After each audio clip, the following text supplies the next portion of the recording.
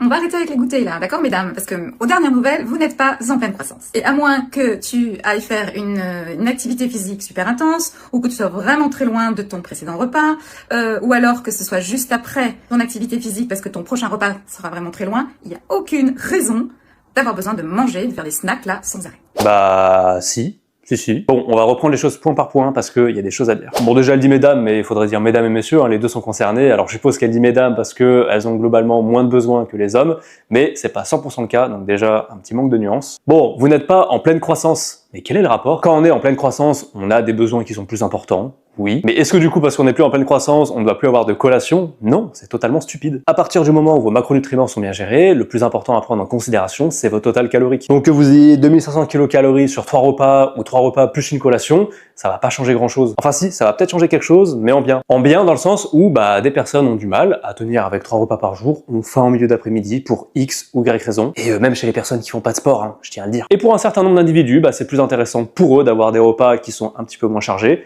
mais qui leur permet d'avoir une collation en milieu d'après-midi pour tenir toute la journée. Donc, si vous avez besoin d'une collation en après-midi parce que vous avez faim, parce que ça vous arrange dans votre quotidien, parce que ça vous permet de tenir aussi toute la journée dans votre boulot, dans votre activité, ou tout simplement aussi mentalement, eh bien, faites-le. Et si vous avez des objectifs derrière, notamment une perte de poids, il faudra juste le considérer dans votre total calorique, point barre. Bref, je m'appelle Florian, je suis diététicien nutritionniste, et si cette vidéo t'a plu, je t'invite à liker et à t'abonner, on apprend toujours sur ce compte.